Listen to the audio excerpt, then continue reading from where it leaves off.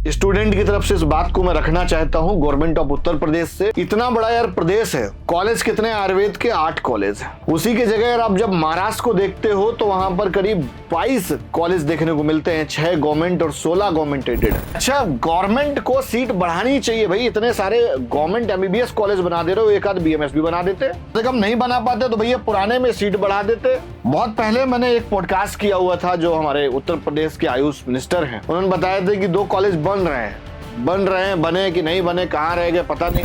मध्य प्रदेश में 60,000 रैंक तक, 55 से 60,000 रैंक तक बच्चे को गवर्नमेंट एमबीबीएस मिलता है। सेम वही बच्चा नीट का एग्जाम देता है और वही बच्चे को उत्तर प्रदेश के अंदर सिर्फ 68,000 तक लास्ट ईयर यहाँ पर गवर्नमेंट बीएमएस मिला है। तो ये बच्चा क्या करेगा भाई? प्राइवेट कॉलेज में पूरे हिंदुस्तान के अंदर हर जगह कुछ ना कुछ रिजर्वेशन रहती है अपने स्टेट के बच्चों के लिए। इतना बड़ा राज्य, कोई रिजर्वेशन नहीं है। देखो, एक तो भाई पहला कमेंट है, कोई शांति आयुर्वेदिक कॉलेज बलिया में एडमिशन लेने से पहले 10 बार सोच लेना।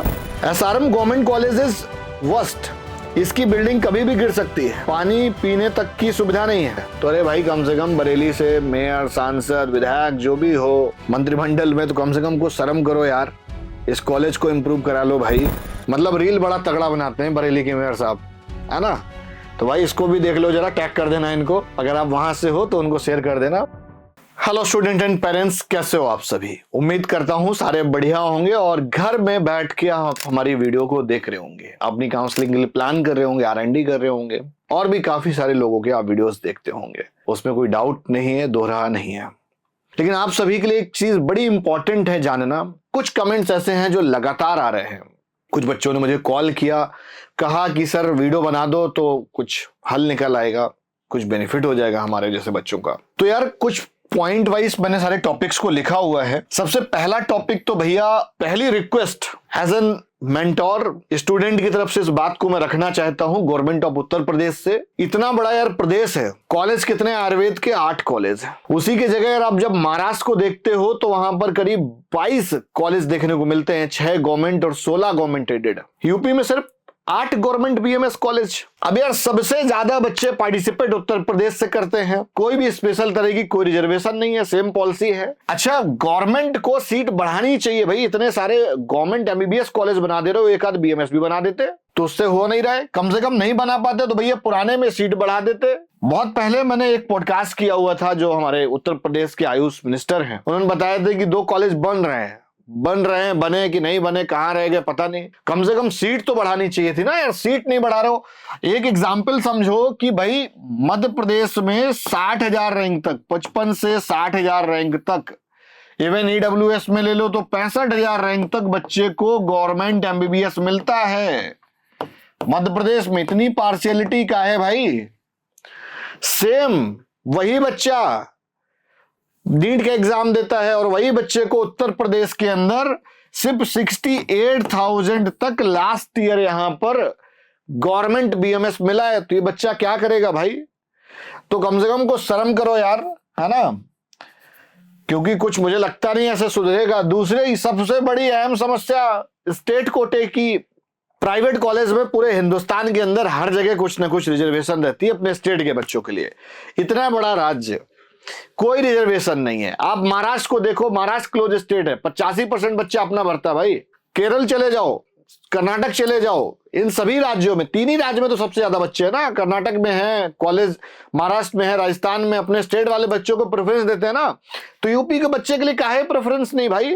There is no reservation, no reservation. तो कम से कम रिजर्वेशन पॉलिसी एग्जीक्यूट करो, कुछ ऐसा मैट्रिक्स लाओ जिससे स्टेट के बच्चे का फायदा हो।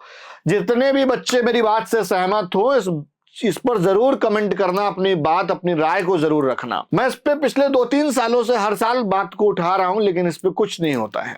वापस से फिर सभी बच्चों को बोलूंगा, इस पे कहीं ना कहीं एक स्ट्रांग डिसीजन होना चाहिए गवर्नमेंट की साइड से। बहुत बच्चे उत्तर प्रदेश के रह जाते हैं बेचारे, नहीं ले पाते एडमिशन।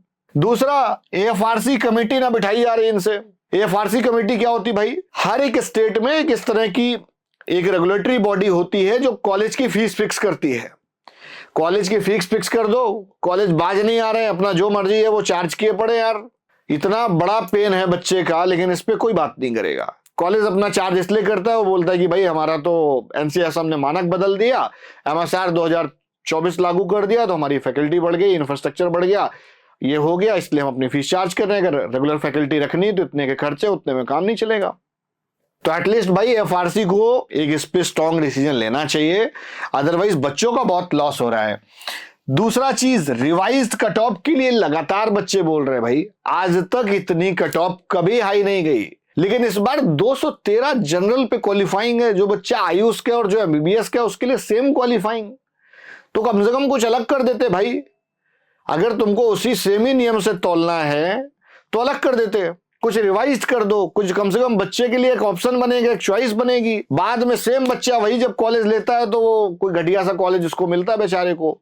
एटलीस्ट इसको पहले से प्रायोरिटी में लेके चलोगे, 5%, 10%, 15%, what ever you want to reduce, तो कम से कम कर दो, कुछ का भला हो जाएगा भाई। वो कंफ्यूजन में नहीं रहेंगे। अगर करना है, मान लो माँ बाप के बात करोगे तो उसको इंटीमेट कर दो कि माँ बाप के बात करेंगे, तो कम से कम बच्चा अपनी प्रिपरेशन करे, अपना साल ना खराब करे। पिछली बार भी रिवाइज के लिए इंतजार करते रहे, कॉलेज में सीट खाली रही। मध्य प्रदेश जैसे राज्य में कम से कम 800-900 सीट खाली थी सारे कॉलेजेस की, बच्चे भी लेना चाह रहे थे, कॉलेज में भी सीट खाली थी। ऐसे नियम बनाए गवर्नमेंट ने। क्वालिफाइंग कट ऑफ हाई है भाई, उसको लो करना चाहिए। आपका परसेंटाइल सिस्टम पर सबसे मैंने पहले वीडियो बनाई थी रिजल्ट आने के बाद कि भाई आपका तरीका ही गलत है सॉर्ट करने का, उस तरीके को सुधार करना पड़ेगा गवर्नमेंट को। जब आप 50% निकालोगे, बच्चे कल को रिड्यूस करेंगे तो भैया वो परसेंटाइल के हिसाब से ऊपर ही जाते जाओगे, नीचे नहीं जाओगे। और पेपर लेवल जब इस तरह का रहेगा तो हमेशा ऊपर ही जाएगा।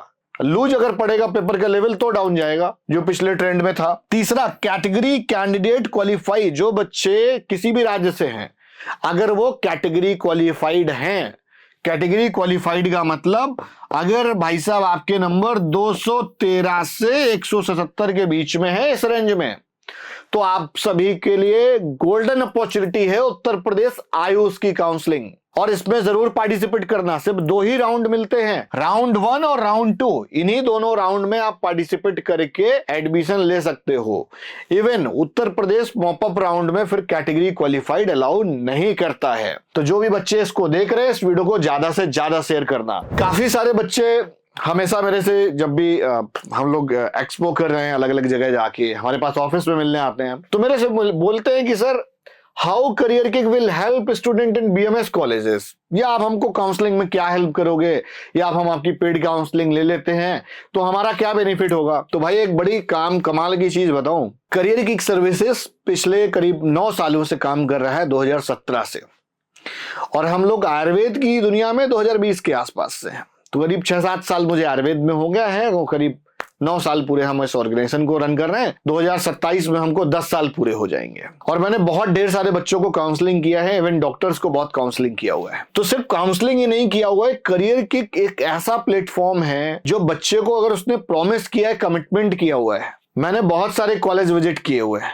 बाकी जिनके तुम भैया दीदी मैम सर के वीडियोस देखते हो ना, उन्होंने अभी आयुर्वेद कॉलेज देखा नहीं होगा, आयुर्वेद कॉलेज होता कैसे है। तो मैं उनसे भी निवेदन करूंगा, पहले कम से कम देख तो लो यार, तुमको पता ही नहीं कैसा होता है, कुछ भी बता देते हो। और चैट जीपीटी से मत देखो यार। और जितने भी रेनाउंड लोग हैं तो मैं उनको बोलूंगा जाके विजिट करो यार, एक कम से कम एक कैंपस टूर करो किसी कॉलेज का, तब तुमको समझ में आएगा कि आयुर्वेदा होता कैसे है। कोई भी कॉलेज की लिस्ट आप पीडीएफ बेच दे रहे हो भाई, हद है। मतलब कोई भी प्रेफरेंस नहीं है, कोई लेवल नहीं है, मतलब कुछ भी बना के दे रहे हो और बच्चा बेचारा परचेज कर ले रहा है। तो कम से कम 2 देने से कोई समस्या नहीं है, हम लोग भी अपनी सर्विसेज दे रहे हैं, तो कम से कम एक ऑथेंटिक यार डेटा तो दो भाई। अगर तुमको नहीं पता है तो कम से कम वीडियोज ही देख लो हमारे, है ना। मैं अभी तक इंडिया के अंदर जो भी रेनाउंड चीजें हैं आयुर्वेद की दुनिया में, उन सभी को एक्सप्लोर कर चुका हूं। मैंने एसडीएम हसन को विजिट किया, बहुत अच्छा कैंपस था, 2 साल पहले विजिट किया था, वीडियो भी साइड में दिख रही होगी। केली यूनिवर्सिटी को विजिट किया मैंने, और उसके बाद उत्तर प्रदेश के अंदर तो लगभग मैंने सारे कॉलेज विजिट किए हैं।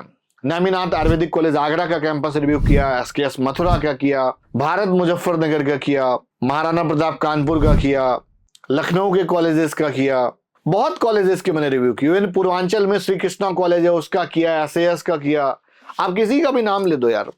और मैं बोलूंगा अगर कोई कॉलेज का है और वो चाह रहा है कि भैया हमको रिव्यू करने के लिए बुलाना चाह रहे हो तो मोस्ट वेलकम, इनवाइटेड है, एकदम करेंगे आपका।